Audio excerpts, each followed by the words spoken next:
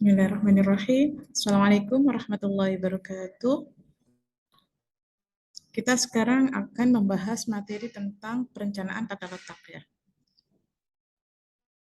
Sebelum ke pembahasan lebih lanjut, ini Ibu ada dua gambar ya. Yang pertama gambar warung, kemudian ini gambar salah satu minimarket yang ada di negara kita ya. Nah, coba Dede perhatikan perbedaannya antara warung dengan minimarket. Oke, dapat perbedaannya? Ya. Di antaranya, yang mungkin ada juga terfikirkan ya, antara warung dan minimarket, yaitu di antaranya adalah mengenai pelayanan. Ya, untuk warung, ya tentu pelayanannya itu disesuaikan dengan si pemilik warung, ya gitu ya. Pembeli butuh apa, kemudian nanti pemilik warung itu melayaninya. Ya, berbeda dengan minimarket, ya, di mana konsumen itu bisa memilih sendiri, mengambil sendiri barang-barang yang dibutuhkannya. Ya, kemudian di sisi yang lain, konsumen juga bisa melakukan perbandingan harga, ya, sehingga bisa memilih gitu ya, mana harga yang lebih cocok.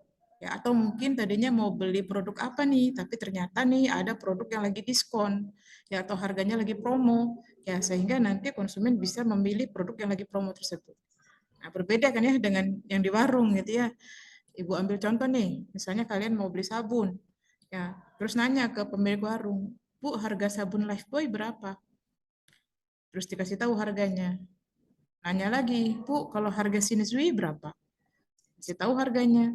Kemudian nanya lagi, Bu, kalau harga sabun Dove berapa? Terus aja nanya gitu ya, yang ada nanti pemilik warungnya kesel gitu ya. Nah, berbeda kan dengan yang di swalayan, ya. Kemudian dari segi kelengkapan, ya, kalau di minimarket ya terkhusus nanti untuk produk tertentu ya, itu lebih lengkap gitu ya, atau variasinya lebih banyak dibanding ketika di warung gitu ya.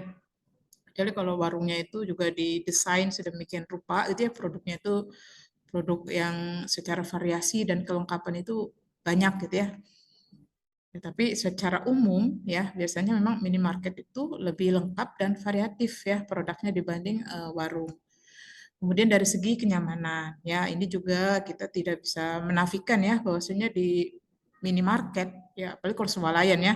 Ini kita ngomongin minimarket dari segi pencahayaan, sirkulasi udara, ya kemudian sirkulasi orang gitu ya itu lebih nyaman.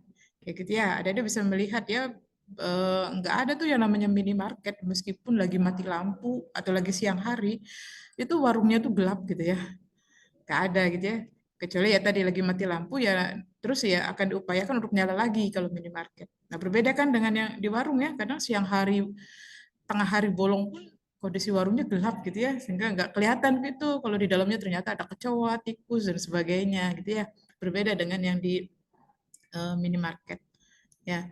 Dan tentunya yang utama diantaranya nanti tata letak, ya, peletakan barang-barang yang sejenis, yang saling berkaitan, ya itu diperhatikan kalau di minimarket, ya, berbeda dengan yang di warung. Oke, fokus pembahasan kita kali ini nanti tentang materi tata letak ini ya. Nah, apa sih pentingnya gitu ya terkait tata letak? Ya, nah ini ada beberapa keputusan yang strategis ya mengenai tata letak. Yang pertama ini pemanfaatan fasilitas dan peralatan dengan optimal. Ya, terutama bagi perusahaan yang tidak memiliki lahan atau bangunan yang luas. Ya, apalagi kalau perusahaannya itu ya atau tempat usahanya itu di kota-kota besar ya, di mana biaya pajak ya, biaya membuat bangunan ya, harga lahannya itu sangat mahal. Ya, atau meskipun kita mau sewa gitu ya, sewa kios ya atau sewa apa namanya space gitu ya, di swalayan misalnya itu sangat mahal ya. Sehingga gimana nih caranya ya perusahaan itu bisa memanfaatkan fasilitas dan peralatan yang ada itu secara optimal. Ya, meskipun mungkin lahannya sempit atau seadanya gitu ya. Kemudian gimana caranya agar aliran manusia dan material ini menjadi lancar. Ya, jadi ketika orang saling berpapasan, tenaga kerja berpapasan, itu tidak tabrakan gitu ya. Atau misalnya kalau di mall itu, kalau antara pembeli yang bawa troli gitu ya, kemudian berpapasan dengan pembeli yang lain, ya, atau mungkin ada petugas yang lagi ngecek eh, barang-barang gitu, itu nggak sampai berpepetan banget gitu ya. Jadi seperti itu ya, penataan mengenai aliran manusia dan juga nanti penempatan bahan-bahan gitu ya, agar ketika dicari juga gampang ya, tahu stok yang masih banyak, yang tinggal sedikit ya, atau misalnya ketika ditaruh di gudang ya, mana produk yang harus segera keluar ya, itu tertata dengan baik. Nah, jadi aliran manusia dan material ini menjadi lancar. Kemudian pemakaian ruang dengan efisien. Ya, tadi juga sekilas sudah Ibu sampaikan. Ya, efisien ini nanti cenderung ke hemat ya. Dalam arti memudahkan pergerakan bahan dan manusia. Ya, karena kalau penataannya baik ya, eh, itu akan mempersingkat orang itu nggak mondar-mandir gitu ya, nggak saling nunggu lewat dulu gitu ya. Jadi akhirnya diam dulu gitu ya. Jadi akhirnya kan secara waktu bisa boros ya, atau ada penyia-nyiaan waktu kayak gitu ya. Jadi akhirnya gimana caranya agar pemakaian ruang ini efisien ya, sehingga mobilitas orang dan barang itu bisa lebih lancar. Ya, kemudian memberi ruang gerak yang cukup untuk kelancaran dan kenyamanan operasional perusahaan terkait produksinya ya gitu ya, tahapan-tahapan prosesnya ya.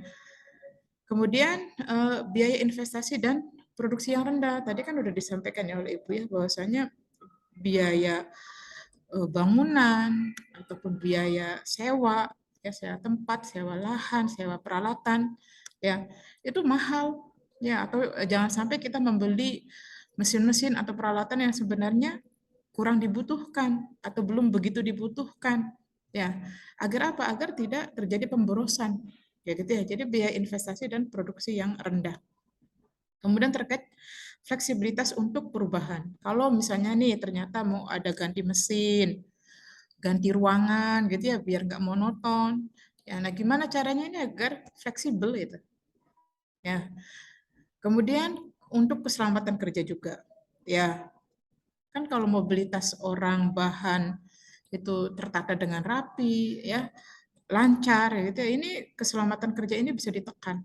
Ya, bayangkan kalau misalnya ada peralatan yang itu tuh riskan, ya, atau mungkin berbahaya, ditaruhnya sembarangan, ya, atau misalnya kayak di pabrik nih ya, tidak tertata penataannya, padahal di sana misalnya ada benda-benda tajam, ya, sementara arus orang juga banyak gitu ya, padat gitu ya, itu bisa menyebabkan keselamatan kerja itu jadi berisiko gitu ya.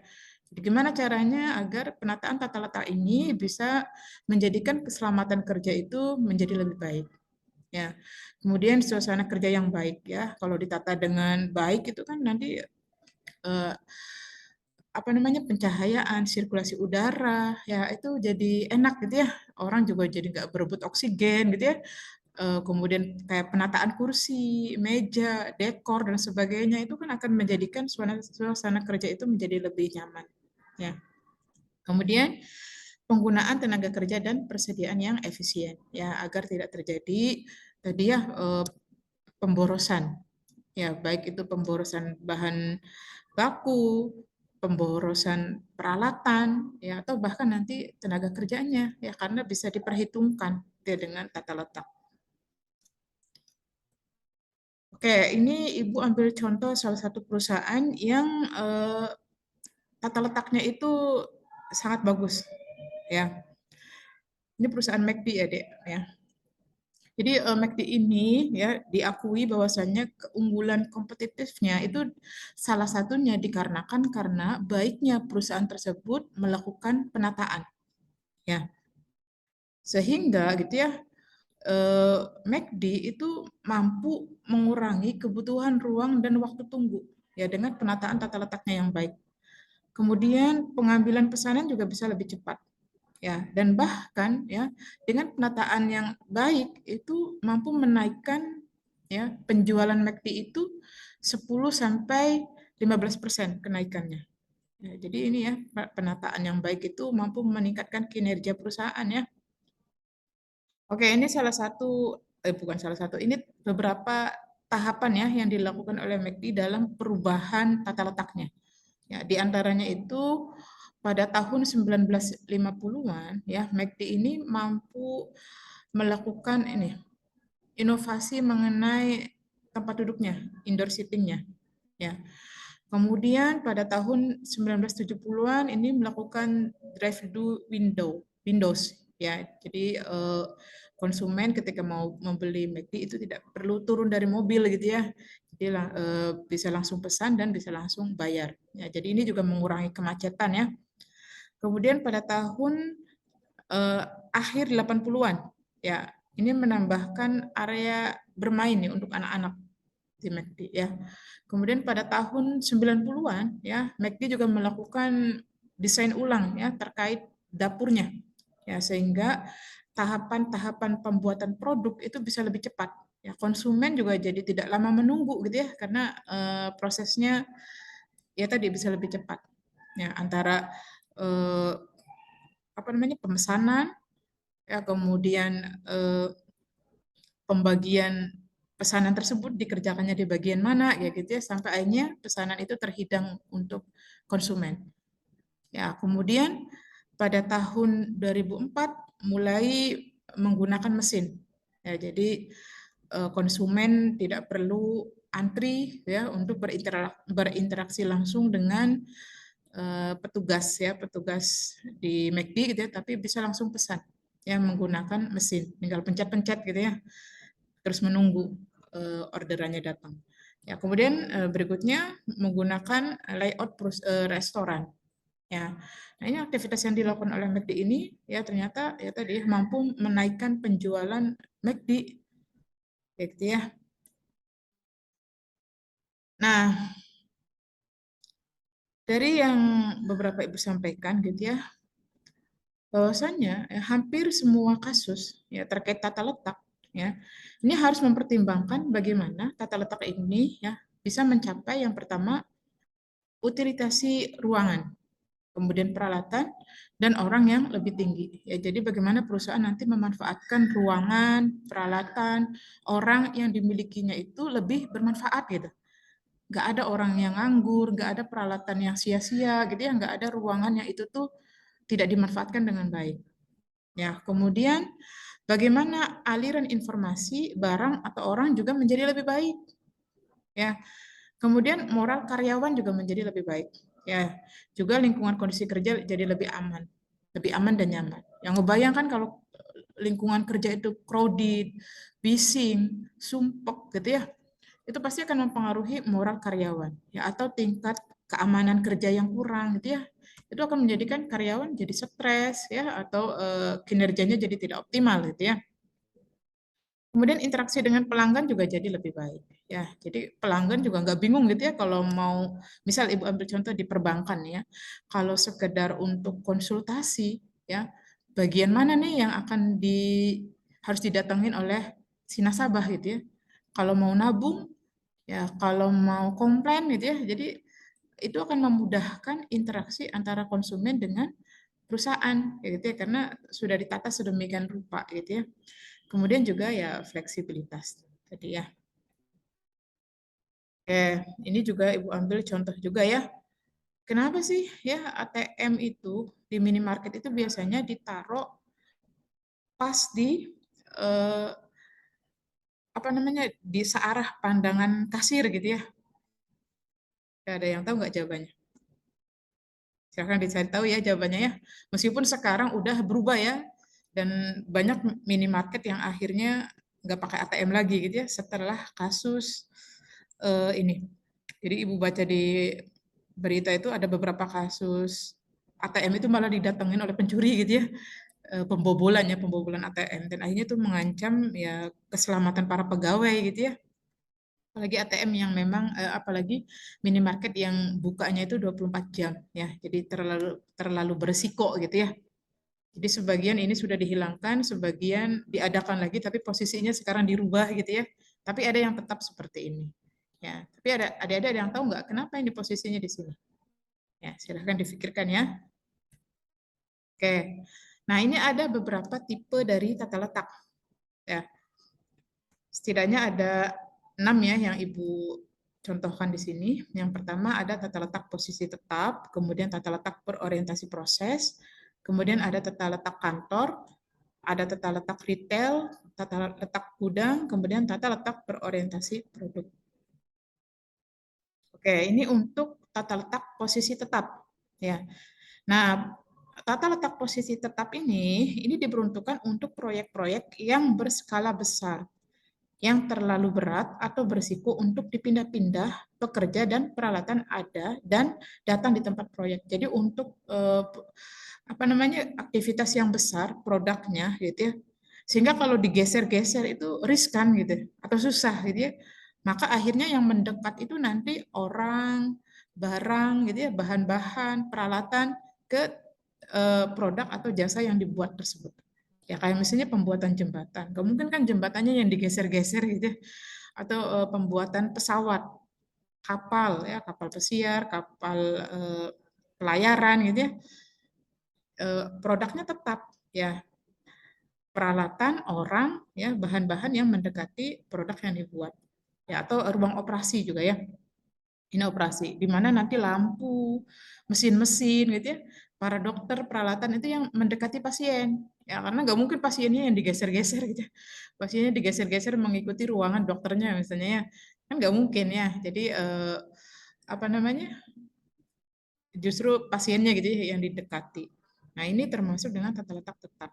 Ini juga ya proyek pembuatan kapal dia. Jadi kapalnya yang diposisikan tetap gitu ya. Orang-orangnya yang mendekati si kapal. Oke, kemudian ada tata letak berorientasi proses. Ya. Disebut tata letak fungsional atau penataan sesuai fungsi. Jadi berorientasi proses ini disebut juga tata letak fungsional ya, atau sesuai dengan fungsinya. Yaitu menempatkan sekelompok aktivitas yang serupa mengacu pada proses yang dijalankan sesuai dengan prosesnya gitu ya. Dirancang untuk alur material atau tenaga kerja yang tinggi secara bersama-sama.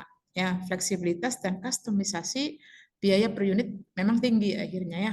Ini Ibu ambil contoh rumah sakit. Ya, rumah sakit. Ada 2 pasien dicontohkan di sini ya. Pasien yang patah tulang dengan pasien yang kerusakan hatinya. Ya, hati apa jantung nih ya. Nah, kedua pasien ini sama-sama butuh dibedah. Ya enggak?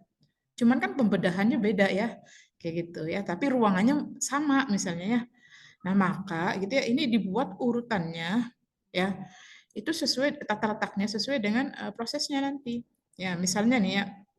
Di sini ada ruang IGD ya biasanya kalau rumah sakit itu. IGD dulu ya, kemudian masuk ke ruang pemeriksaan ya, kemudian misalnya untuk pasien yang patah tulang ya, masuk ke radiologi untuk dicek yang patahnya bagian mana, tingkat kerusakannya apa, sehingga tindakannya nanti bisa lebih tepat gitu ya.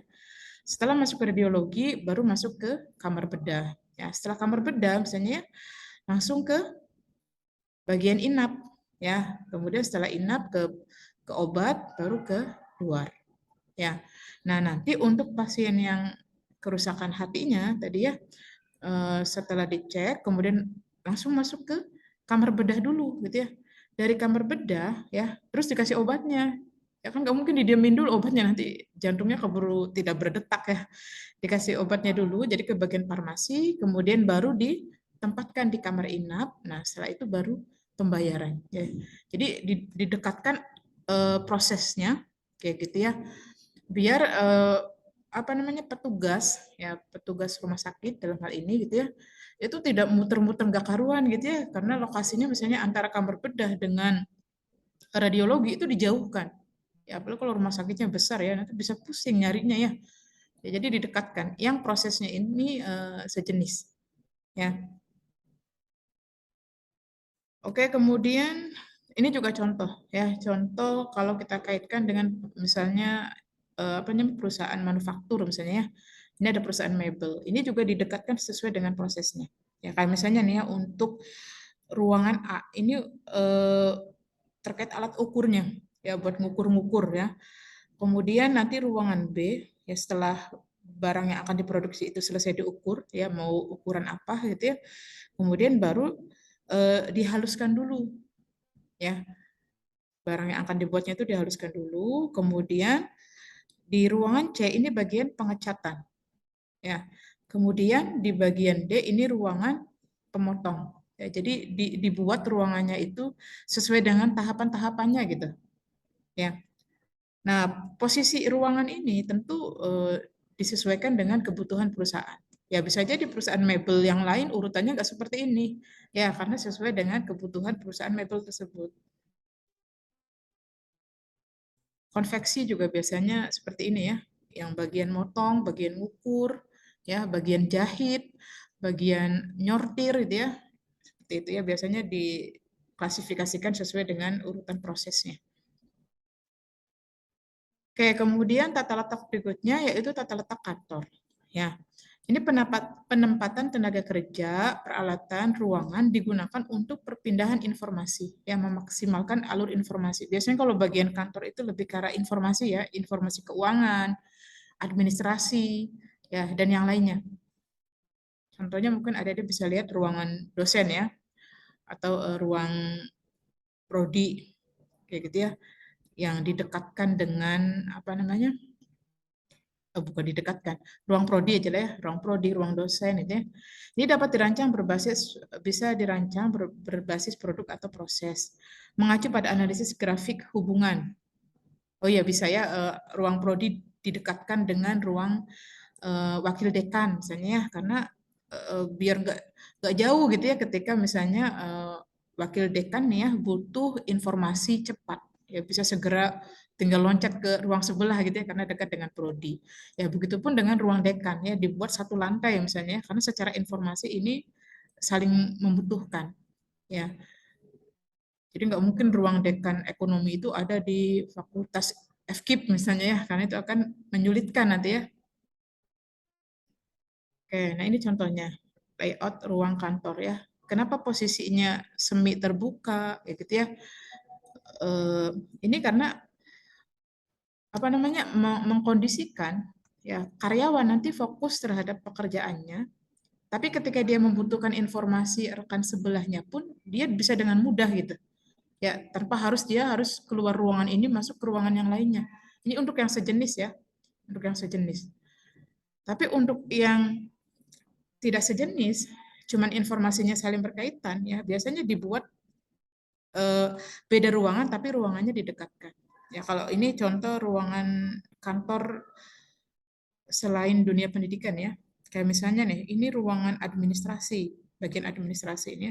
Ini di sini misalnya bagian keuangan. Ya disediakan juga ruang rapatnya ya. Nanti di sini misalnya ruangan bagian manajernya. Nanti ini bagian administrasinya gitu. Jadi arus informasi itu mudah gitu ya. Karena dibuat saling berdekatan sesuai dengan fungsinya. Oke. Kemudian tata letak retail. Ya, apalagi sekarang marak ya retail-retail ya meskipun sempat eh, terhantam ya perusahaan retail ini setelah kena pandemi ya. Oke. Untuk retail ini penempatan dirancang untuk mengalokasi ruangan yang ada dan merespon pada perilaku konsumen ya. Biasanya memang retail itu difokuskan bagaimana agar konsumen itu nyaman berada di retail tersebut ya. Jadi dirancang untuk memaksimalkan exposure ya, tampilan ya agar produk itu terlihat wow gitu ya, atau enak dipandang oleh konsumen ya sehingga konsumen itu tertarik untuk membelinya ya. Yang menjadi pertimbangan nanti pola alur toko dan alokasi rak ya atau ruangan untuk produk ya. Ini bisa berupa swalayan, bisa juga nanti berupa apa namanya butik ya. Seperti itu. Nanti posisi kasir di mana, posisi barang-barang di mana, kayak gitu ya. Posisi apa namanya daging, susu itu di mana. Nah itu disesuaikan. Oke. Nah pada retail, tata letak retail itu dikenal biaya slotting ya, biaya slotting atau sewa tempat ya karena biasanya memang yang namanya retail, yaitu nggak mesti produknya itu produk mereka, ya, melainkan mereka itu menyediakan sewa tempat untuk produsen-produsen lain, ya, menyewa di retailnya gitu ya, atau di swalayannya. Makanya dikenal dengan biaya slotting ya, atau sewa tempat. Dan ini lumayan mahal ya, Dek, ya, biaya sewa tempat di swalayan ya, apalagi kalau swalayannya itu semakin besar ya, atau secara apa namanya, brand itu dikenal gitu ya oleh masyarakat ya. Ya adik-adik, ibu ambil contoh lah ya, biaya sewa di Grage dengan di apa namanya, Superindo misalnya ya, itu pasti beda ya biaya tempatnya. Kemudian service cap, ya lingkungan fisik di mana jasa dilakukan. Ini meliputi kondisi lingkungan seperti pencahayaan, ya, suhu, suara, ya, musik yang diputar misalnya, kemudian bau untuk produk yang memiliki aroma khas itu atau tertentu, ya itu kan posisinya nanti dibedakan ya atau dikhususkan. Yang akan mempengaruhi seberapa lama pelanggan betah di tempat dan mengeluarkan banyak uang. Ya untuk produk-produk yang branded ya, untuk produk-produk yang itu daya belinya tinggi ya dan sebagainya. Kemudian juga tata letak yang luas ya. Kayak misalnya posisi lorong, jarak rak gitu ya. Kemudian posisi apa namanya, display yang dekat kasir ya, itu nanti mempengaruhi juga tuh ya. Kemudian tanda-tanda, simbol, patung ya, kayak misalnya untuk apa namanya, produk alat musik atau display bagian alat musik ya. Apa nih yang akan disimbolkan? Misalnya gitarnya siapa kayak gitu ya. Atau misalnya untuk barang-barang yang itu tuh religi itu ya, maka misalnya ditampilkan fotonya siapa ya gitu ya. Nah, itu harus diperhatikan tuh kalau di retail ya, tata letaknya. Nah, ini ada beberapa strategi layout retail ya. Yang pertama, tempatkan barang yang sering dibeli. Ya, yang sering dibeli itu yang nampak gitu ya. Seperti biasanya yang sering dibeli oleh konsumen itu apa sih? Ya, consumer goods itu goods gitu ya, biasanya terkait bahan baku ya, bahan baku pokok. Ya, bahan pokok ya seperti minyak, sabun, ya. Kemudian apalagi mungkin snack ya itu juga ya masuk. Nah, itu biasanya ditampilkan di display-display awal tuh, ya.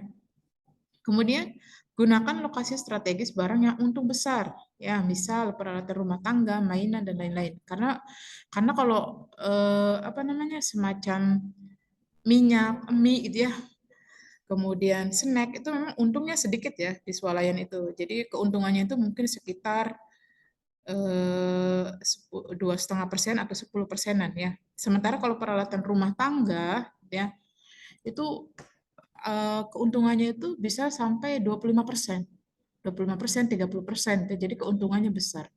Ya, maka akhirnya ini nanti di apa namanya, gimana caranya swalayan itu penataannya untuk barang yang keuntungannya besar dengan yang keuntungannya sedikit ini bisa saling melengkapi gitu.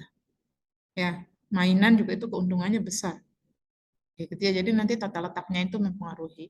Ya, atau misalnya lokasi strategis nih kayak di display pojok-pojok gini nih. Ini mahalnya Dek, biaya sewanya nih. Ya, jadi biaya sewa satu display kayak gini karena ini kan menjadi pandangan pertama ya ketika konsumen masuk ke swalayan itu gitu ya.